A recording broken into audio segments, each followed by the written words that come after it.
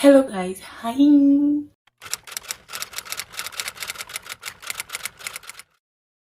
So the first section of the book is Child of Darkness. Let anyone among you who is without sin be the first to throw a stone at her. Jesus in John 8:7. Prologue. The Prince of Darkness is a gentleman. Shakespeare. New England, 1835. Alex Stafford was just like Mama said. He was tall and dark, and Sarah had never seen anyone so beautiful. Even dressed in dusty riding clothes, his hair damp with perspiration, he was like the princes in the stories Mama read. Sarah's heart beat with wild joy and pride. None of the other fathers she saw at Mass compared to him. He looked at her with his dark eyes, and her heart sang. She was wearing her best blue frock and white pinafore, and Mama had braided her hair with pink and blue ribbons. Did Papa like the way she looked? Mama said blue was his favorite color, but why didn't he smile? Was she fidgeting? Mama said to stand straight and still and act like a lady. She said he would like that, but he didn't look pleased at all. Isn't she beautiful, Alex? Mama asked. Her voice sounded strange, tight, like she was choking. Isn't she the most beautiful little girl you've ever seen? Sarah watched Papa's dark eyes frown. He didn't look happy. He looked angry, like Mama looked sometimes when Sarah talked too much or asked too many questions. Just a few minutes, Mama said quickly, too quickly. Was she afraid? But why? That's all I'm asking. Alex, please. It will mean so much to her. Alex Stafford stared down at Sarah, his mouth pursed tight, and he studied her silently. Sarah looked as still as she could. She stared at herself in the mirror so long this morning. She knew what he would see. She had her father's chin and nose, and her mother's blonde hair and fair skin. Her eyes were like her mother's too, although they were even more blue. Sarah wanted Papa to think she was pretty, and she gazed up at him, hopefully. But the look in his eyes was not a nice one. Did you pick blue? Did you pick blue on purpose, May? Papa's words startled Sarah. They were cold and angry. Because it brings out the color of her eyes? Sarah couldn't help it. She glanced at her mother and her heart fell. Mama's face was filled with hurt. Alex glanced toward the foyer. Cleo, she's not here, Mama said quietly, keeping her head high. I gave her the day off. Papa's eyes seemed to get darker. Did you? Well, that leaves you in a fix, doesn't it, darling? Mama stiffened, then bit her lip and glanced down at Sarah. What was wrong? Sarah wondered sadly. Wasn't Papa happy to see her? She had been so excited that she was actually going to be with him at last, even for a little while. What would you have me do? Mama's words were directed at Papa, so Sarah stayed silent, still hoping. Send her away. She knows how to find Cleo, I would imagine. Pink spots appeared on Mama's cheeks. Meaning what, Alex? That I entertain others in your absence? Sarah's smile fell in confusion. They spoke so coldly to one another, neither looking at her. Had they forgotten she was there? What was wrong? Chewing her lip, Sarah looked between them. Stepping closer, she tugged on her father's coat. Papa, don't call me that. She blinked, frightened and confused by his manner. He was her Papa. Mama said so. He even brought her presents every time he came. Mama gave them to her. Maybe he was angry that she had never thanked him. I want to thank you for the presents. You... Hush, Sarah, her mother said quietly. Not now, darling. Papa flashed Mama a thunderous look. Let her speak. It's what you wanted, isn't it? Why are you shushing her now, May? Mama stepped closer and put her hand on Sarah's shoulders. Sarah could feel Mama's fingers trembling, but Papa bent toward her now, smiling. What presents? He asked. He was so handsome, just like Mama had said. She was proud to have a father like him. Tell me, little one. I always like the candies you bring me, Sarah said, feeling warm and proud beneath her attention. They are very nice. But best of everything, I love the crystal swine. She smiled again, glowing with joy that Papa listened to her so carefully. He even smiled, though Sarah wasn't sure she liked his smile. It was small and tight. Indeed, he said and straightened. He looked at Mama. I'm so pleased to know how much my gifts mean. Sarah looked up at Papa, thrilled at his approval. I put it on my windowsill. The sun shines through it and makes colors dance on the wall. Would you like to come and see? She took his hand. When he jerked away, she blinked, hurt, not understanding. Mama bit her lip and reached out her hand toward Papa, then stopped suddenly. She looked afraid again. Sarah looked from one parent to the other, struggling to understand. What had she done wrong? Wasn't Papa pleased that she liked his presence? So, you pass on my gifts to the child, Papa said. It's good to know what they mean to you. Sarah bit her lip at the coldness in Papa's voice, but before she could speak, Mama touched her shoulders gently. Darling, be a good girl and go outside and play now. Sarah looked up, distressed. Had she done something wrong? Can't I stay? I'll be very quiet. Mama couldn't seem to say more. Her eyes were moist and she looked at Papa. Alex bent down to Sarah. I want you to go outside and play. He said quietly, I want to talk to your mother alone. He smiled and patted her cheek. Sarah smiled, utterly enchanted. Papa had touched her. He wasn't angry at her. He loved her, just as Mama said. Can I come back when you're done talking? Papa straightened stiffly. Your mother will come and get you when she's ready. Now run along, as you've been told. Yes, Papa. Sarah wanted to stay, but she wanted to please her father more. She went out of the parlor, skipping through the kitchen to the back door. She picked a few daisies that grew in the garden patch by the door and then headed for the rose trellis. She plucked the petals. He loves me. He loves me not. He loves me. He loves me not. She hushed as she came around the corner. She didn't want to disturb Mama and Papa. She just wanted to be close to them. Sarah dreamed contentedly. Maybe Papa would put her up on his shoulders. She wondered if he would take her for a ride on his big black horse. She would have to change her dress, of course. He wouldn't want to soil it. She wished he had let her sit on his lap while he talked to Mama. She would have liked that very much, and she would have been no bother. The parlor window was open and she could hear voices. Mama loved the smell of roses to fill the parlor. Sarah wanted to sit and listen to her parents. That way, she would know just when Papa wanted her to come back again. If she was very quiet, she wouldn't disturb them, and all Mama would have to do was lean out and call her name. What was I to do, Alex? You've never spent so much as a minute with her. What was I to tell her? That her father doesn't care? That he wishes she had never been born? Sarah's lips parted. Deny it, Papa. Deny it. I brought that swan back from Europe for you, and you threw it away on a child who has no appreciation for its value. Did you give her the pearls as well? What about the music box? I suppose she got that too. The daisies flustered from Sarah's hand. She sat down on the ground, careless of her pretty dress. Her heart slowed from its wild, happy beat. Everything inside her seemed to spiral downward with each word.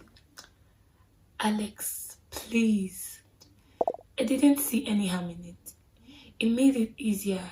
She asked me this morning if she was old enough yet to meet you. She asks me every time she knows you're coming. How could I say no to her again? I didn't have the heart. She doesn't understand your neglect, and neither do I. You know how I felt about her. How can you say how you feel? You don't even know her. She's a beautiful child, Alex. She's quick and charming, and she isn't afraid of anything. She likes you in so many ways. She's someone, Alex. You can't ignore her existence forever. She's your daughter. I have enough children by my wife. Legitimate children. I told you I didn't want another. How can you say that? How can you not love your own flesh and blood? I told you how I felt from the beginning, but you wouldn't listen. She should never have been born, May, but you insisted on having your own way. Do you think I wanted to get pregnant? Do you think I planned to have her? I've often wondered, especially when I arranged a way out of the situation for you and you refused. The doctor I sent you to would have taken care of the whole mess. He would have gotten rid. I couldn't do it. How could you expect me to kill my unborn child? Don't you understand? It's a mortal sin. You've spent too much time in church, he said derisively. Have you ever thought that you wouldn't have the problems you do now if you had gotten rid of her the way I told you? It would have been easy, but you ran out. I wanted her, Mama said brokenly. She was part of you, Alex, and part of me. I wanted her even if you didn't. Is that the real reason? You're hurting me, Alex. Sarah flinched as something shattered. Is that the real reason, Mare? Or did you have her because you thought bearing my child would give you a hold over me you otherwise lacked? You can't believe that. Mama was crying now. You do, don't you? You're a fool, Alex. Oh, what have I done? I gave up everything for you. My family, my friends, my self-respect, everything I believed in, every hope I ever had. I bought you this cottage. I give you all the money you could possibly need. Mama's voice rose strangely. Do you know what it's like for me to walk down the street in this town? You come and go when and as you please. And they know who you are. And they know what I am. No one looks at me. No one speaks to me. Sarah feels it too. She asked me about it once and I told her we were different from the other people. I didn't know what else to say. Her voice broke. I'll probably go to hell for what I've become. I'm sick of your guilt and I'm sick of hearing about that child. She's ruining everything between us. Do you remember how happy we were? We never argued. I couldn't wait to come to you, to be with you. Don't. And how much time do I have left with you today? Enough? You've used it up on her. I told you what would happen. Didn't I? I wish she had never been born. Mama cried out a terrible name. There was a crash. Terrified, Sarah got up and ran. She raced through Mama's flowers and across the lawn and onto the pathway to the spring house. She ran until she couldn't run anymore. Gasping, her sides burning, she dropped into the tall grass, her shoulders heaving with sobs, her face streaked with tears. She heard a horse galloping toward her, scrambling for a better hiding place in the vines about the creek. She peered out and saw her father ride by on his great black horse. Ducking down, she huddled there, crying and waiting for Mama to come fetch her. But Mama didn't come, and she didn't call. After a while, Sarah wandered back to the spring house and sat by the flowered vines and waited longer. By the time Mama came, Sarah had dried her tears and dusted off her pretty frock. She was still shaking from what she had heard. Mama was very pale, her eyes dull and red rimmed. There was a blue mark on the side of her face. She had tried to cover it with powder. She smiled, but it wasn't like her usual smile. Where have you been, darling? I've been looking and looking for you. Sarah knew she hadn't. She had been watching for her.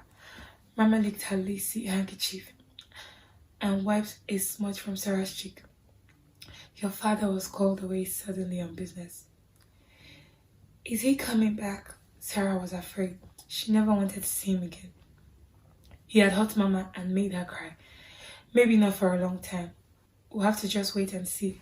He's a very busy and important man. Sarah said nothing, and her mama lifted her and hugged her close. It's all right, sweetheart. You know what we're going to do? We're going to go back to the cottage and change our dresses.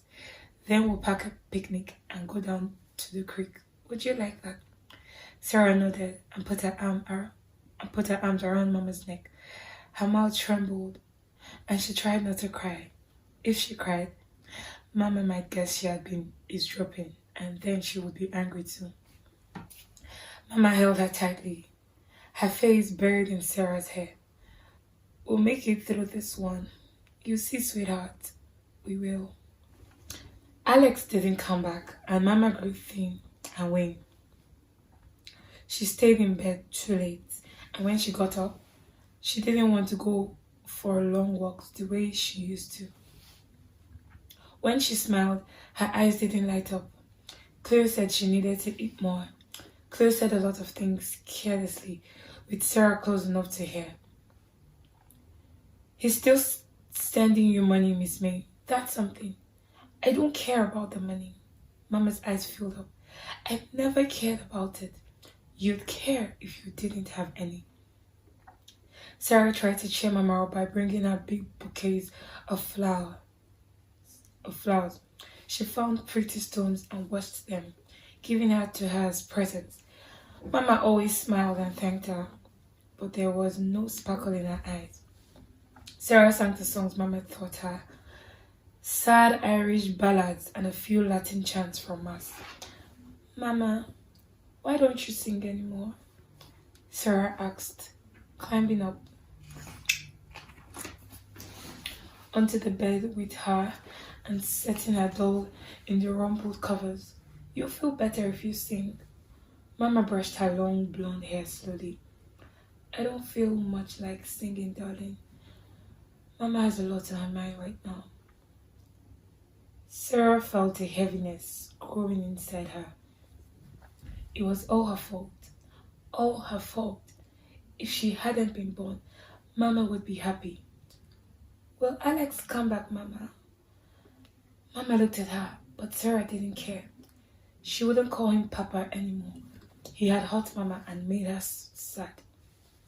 Ever since he'd left, Mama had scarcely paid attention to her. Sarah had even heard Mama tell Cleo that love wasn't a blessing, it was a curse.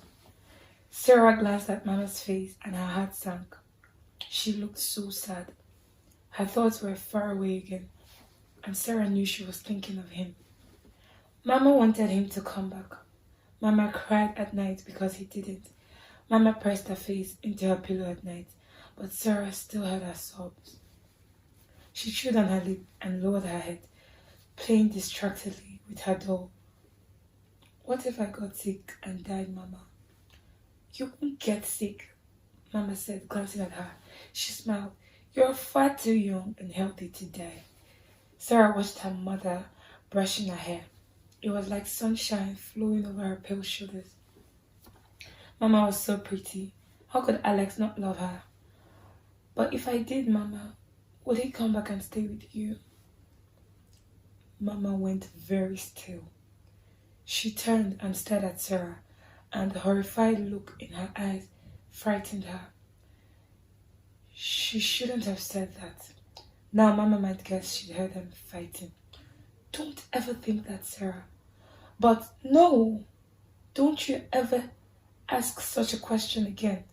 Do you understand? Mama had never raised her voice before. Sarah felt her chin quiver. Yes, Mama. Never again, Mama said more gently. Promise me, none of this has anything to do with you, Sarah. Mama reached out to pull her into her arms and stroke her tenderly. I love you, Sarah. I love you so much. I love you more than anything or anyone in the whole wide world. Except for him, Sarah thought. Except for Alex Stafford. What if he came back? What if he made Mama choose? What would Mama do then? Afraid, Sarah clung to her mother and prayed he would stay away.